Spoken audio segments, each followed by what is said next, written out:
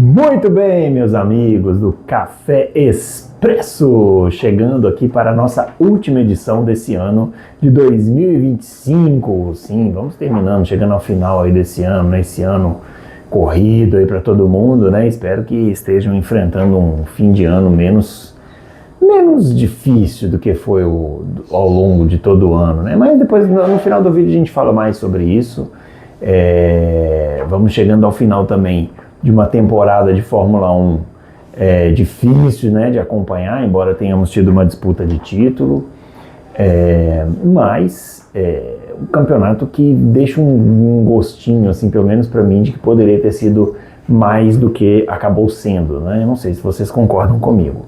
E 2025 representa então um fim de ciclo aí de um regulamento, né? O regulamento dos carros híbridos, um regulamento que causou controvérsia aí, né? Um regulamento que chegou em 2022, ficou até 2025 e, a meu ver, não cumpriu o prometido, que era proporcionar carros andando mais próximos uns dos outros, e ultrapassagens e toda essa história que contaram pra gente, não cumpriram. E abre alas para um novo regulamento, um regulamento de 2026, com uma tecnologia totalmente nova, a tal aerodinâmica ativa. O que será que vem por aí, né? A gente já fica preocupado. Bom, eu sou o Bruno Aleixo, sou um membro aqui do Café com Velocidade. Se você gosta dos nossos conteúdos, não se esqueça de compartilhar, curtir esse vídeo e comentar aqui embaixo, além, é claro, né, de se tornar um apoiador do Café com Velocidade. Esse é um momento muito importante para você entrar como apoiador do Café, porque agora com as categorias de férias, né, quem produz conteúdo sobre automobilismo precisa ainda mais da sua ajuda para que possa, em 2026, a gente continuar juntos aqui, né, no nosso canal, trazendo análises diferenciadas aí para vocês. Então, a gente conta com a ajuda aí de quem puder apoiar o nosso projeto aqui do Café com Velocidade. Bom, o tema de hoje, pessoal, é sobre regulamentos, né? Porque a Fórmula 1, ao longo dos seus anos de existência, experimentou vários regulamentos e alguns deles foram muito ruins. E eu selecionei aqui cinco regulamentos que eu considero muito infelizes, né? E que me irritaram bastante. Se você lembrar de mais algum, ou se tiver algum que te irritou muito e eu não falei aqui, você põe aí nos comentários para a gente debater aqui. Importante também dizer o seguinte, pessoal. Essa lista que eu vou passar agora, ela não tem nenhuma ordem específica. Me irritou mais, irritou menos, foi pior, foi melhor. Fui lembrando e fui colocando aqui.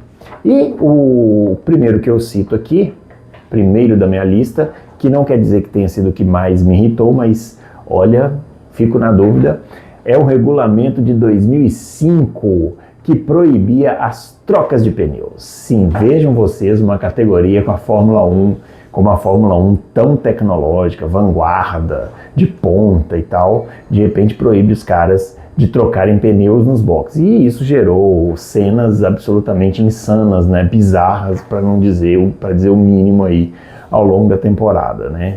Bom, por que os caras pensaram nisso, né? No início dos anos 2000 a gente vivia aquela guerra de pneus, né? Assim, os fabricantes eram a Bridgestone e a Michelin, e se você tem uma guerra de pneus, você não tem acordo, né? Você tem que as duas marcas tentando fazer pneus cada vez melhores, e chegou num ponto em que os pneus ficaram tão super eficientes que não tinha mais ultrapassagem nas corridas, porque o tanque ia baixando o peso do carro, tinha reabastecimento naquela época, e os caras ficavam muito mais rápidos que os seus adversários, porque o pneu não gastava nunca, um pneu de 50 voltas estava se comportando às vezes até melhor do que um pneu novo de uma volta, né? O pneu ia até melhorando durante a corrida, e nós tivemos uma quantidade absurda de overcuts, né? Hoje a gente vê os undercuts, né? Que o cara para antes e depois ele vai e ultrapassa o adversário quando o adversário para. Naquela época eram os overcuts. O Schumacher foi o rei disso aí, né? Ficava atrás ali, seguindo, aí o camaradinho parava no box, ele andava mais rápido,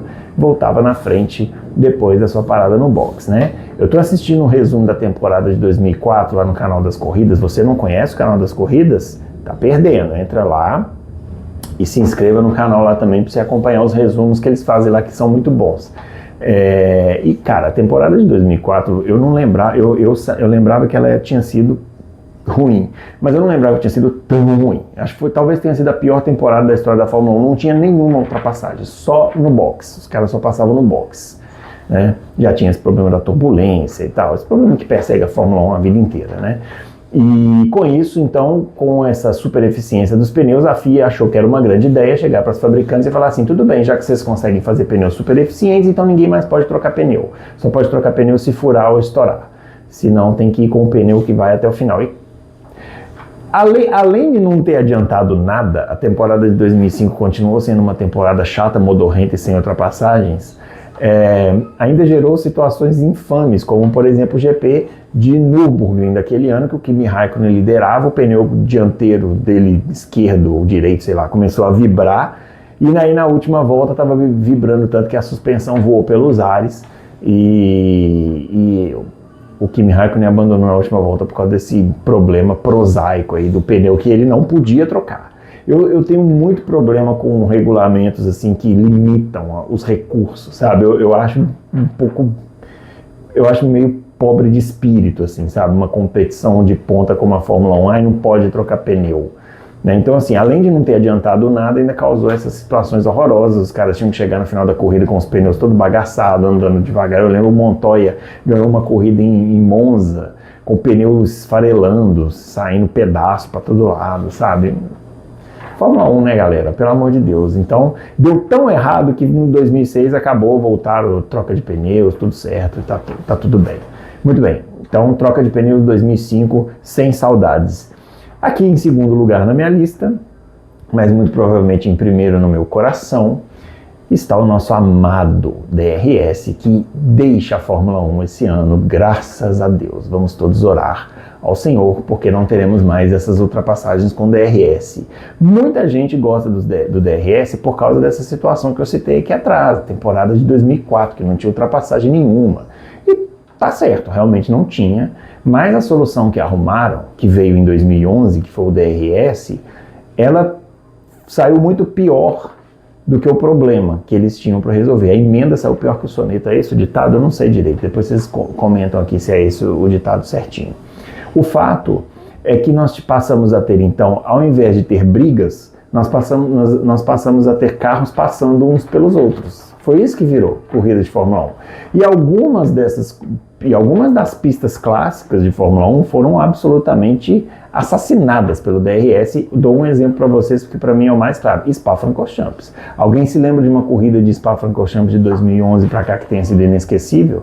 Não, vocês não se lembram. Por quê? Porque não existiu. Porque Spa-Francorchamps, o efeito do DRS é tão grande que os carros passam uns pelos outros ali naquela reta depois da Eau Rouge e acabou o problema. Mas em várias pistas. É óbvio, alguém vai comentar isso aqui embaixo. É melhor esse tanto de ultrapassagens do que não ter ultrapassagem. Talvez sim, vai depender do gosto do freguês. Eu preferiria que eles tivessem encontrado uma solução para que a gente pudesse ter brigas.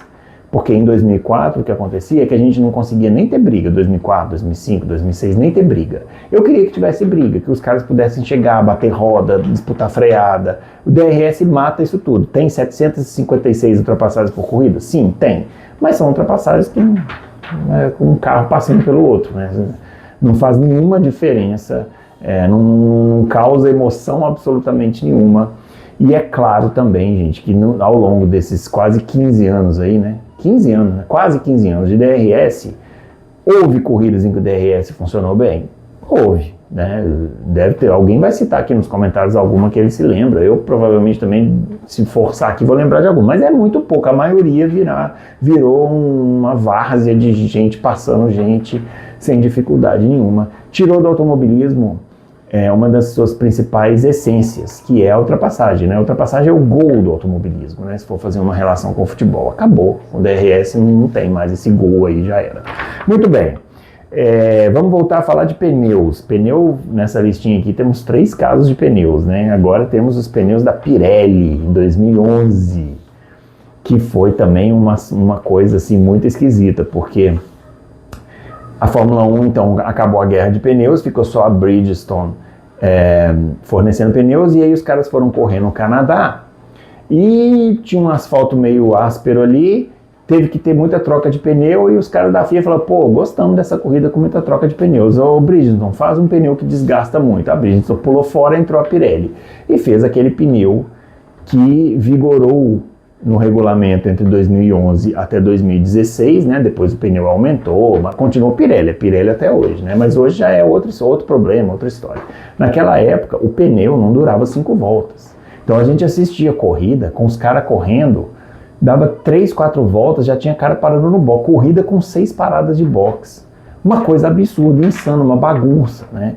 E traz de novo essa ideia meio esquisita que os dirigentes de automobilismo têm de que parada de box é legal para uma corrida, né? Assim, não, gente, não.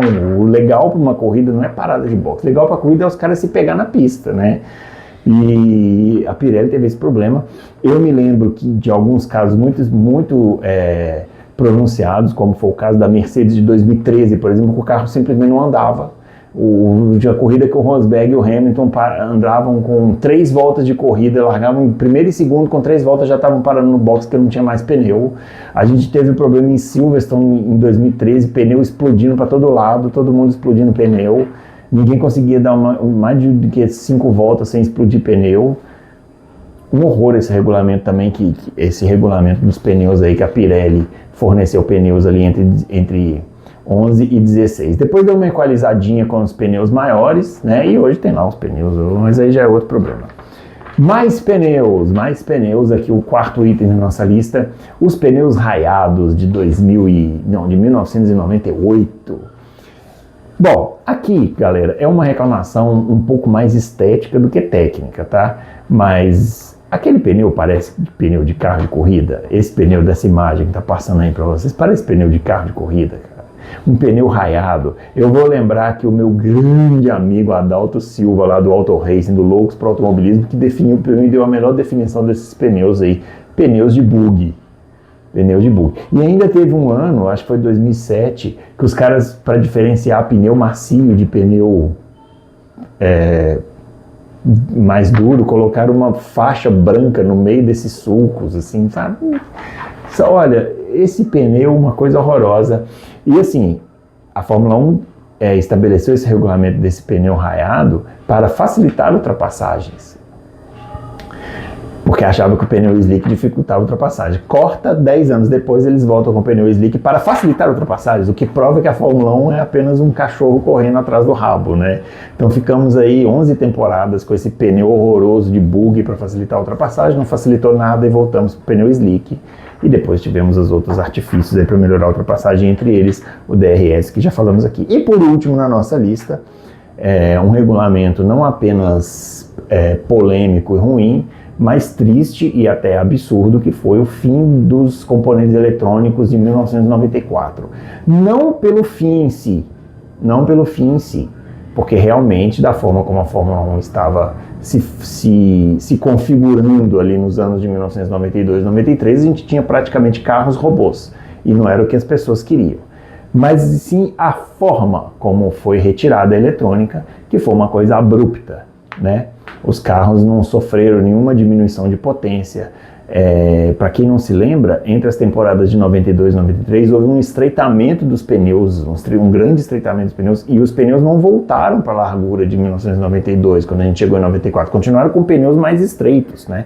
Carros mais rápidos, mais potentes e sem os dispositivos eletrônicos que proporcionavam segurança ali e estabilidade aos carros. Suspensão ativa, freios ABS, câmbio automático, direção hidráulica, todas aquelas coisas que tinham nos carros em 1992, 1993. Isso foi retirado de uma vez. O resultado todo mundo se lembra, né? Eu me lembro que a corrida de Interlagos era assustadora, a gente vê os carros quicando, né? O asfalto de Interlagos era meio ondulado, os carros quicando ali, uma maluquice, né? E isso foi, assim, as 3 primeiras provas, um escândalo, até que resultou em Imola, né? Tem alguma relação entre o acidente do Senna e essa dificuldade, né, essa ausência da eletrônica? Não sei dizer, né? O acidente do Senna provavelmente houve lá a quebra da barra de direção. Mas e se o carro fosse mais estável? Será que aquele monte de batida que o carro dava não teria preservado. E além disso, tivemos outros acidentes naquela temporada que foram causados por isso. Teve um acidente do Alesi, que ficou fora de 2 corridas naquele ano. Teve um acidente do Leto, que quase ficou paraplégico, né? Não um acidente em Imola, um acidente em testes, né? Com a Benetton. Então esse foi um regulamento muito infeliz também, não pela ideia, mas pela forma como ele foi feito. E é isso, pessoal. Vamos finalizando aqui esse Café Expresso. Espero que vocês tenham gostado dessa coluna que a gente reativou esse ano. Voltarei no ano que vem com mais assuntos legais. Deixem aqui nos comentários o que vocês gostariam de ver aqui no Café Expresso, beleza? No mais, um Natal maravilhoso para todo mundo, um ano novo melhor ainda e que a gente possa se encontrar aqui no Café com Velocidade em 2026. Um grande abraço para todo mundo e até o próximo. Valeu!